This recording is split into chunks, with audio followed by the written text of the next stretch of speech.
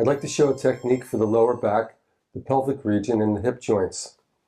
There's 3 applications of this technique, so we'll go one at a time. This is very good for frozen hips, weak digestion, and also helping the reproductive system. Because it helps to free up the hip joints, it also has a positive effect on the hormonal system. So the hormonal system related to the reproductive aspect, but also things like blood sugar and the hormones of the thyroid and the parathyroid. It's a very strong technique to use in treatments, and it has specific applications, or as you'll see, we can use it as a general technique to move qi. The first way that we do this is a more general way. We're just going to try to move the legs in flexion to affect the lower back, the hip structure, and also the hip joints. We notice a lot of times when we see the client walk into our office or sitting down, getting up, laying down on our working surface, that the hips appear to be frozen. They're moving in a really stiff way, an asymmetrical way. Sometimes one side is moving more loosely and the other side looks like it's really blocked and frozen. So this technique helps to give information to the body to balance the movement on both sides and just to free up the pelvic area in general. We know that this is a really important area for qi flow for many reasons. The lower organs in the body, the kidneys, the reproductive systems are all involved. Also, strength and circulation into the legs are affected. So when we see that frozen look to the walk of the receiver, we want to spend a little extra time there. We want to focus in more and be specific. If the receiver has told us about certain conditions like menstrual problem, lower bowel problem, bladder problem, these are all good indications that energy is not flowing well through the lower body, through the lower hara, through the hip region. And also if they complain about coldness in the feet, coldness in the legs, that's another indication that qi is not flowing downward in the body, or it's not able to move through, to transverse through the hara region.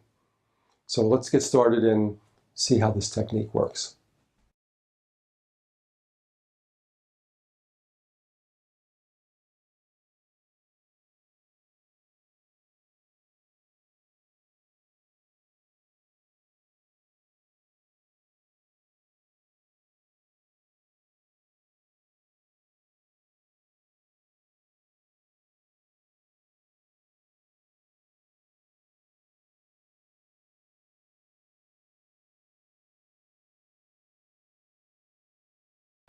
Okay, so we're going to bring the legs up into flexion. Breathe in, and just rocking the legs this way. Now this appears to be a simple rocking flexion technique, but we also want to get a feeling for what's happening in the lower back. We know that the lumbar spine is going to be curved, and when we push down, it's going to flatten. So we not only have movement at the hip joints, but we have a flattening and then a curving of the lumbar, and all this is helping to recreate flexibility and also encouraging energy to move through. So breathe in and breathe out. Breathe in and breathe out.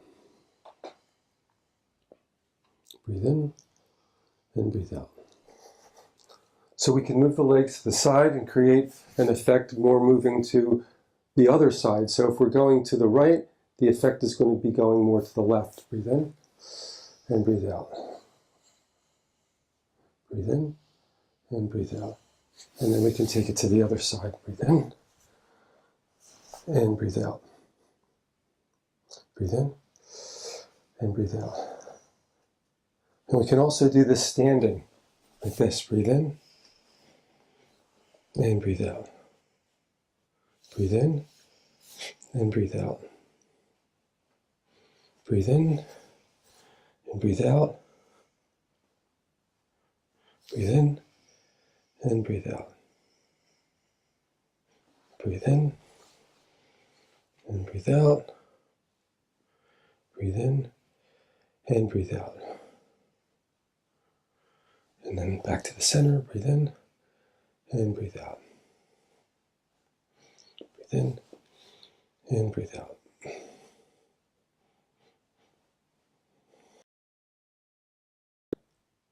So as we move through these different positions, what we want to notice is how the different regions of this area are moving. And so we can make subtle adjustments in the angle, in the direction, to affect the different areas that may have more of this tight or frozen sensation than others.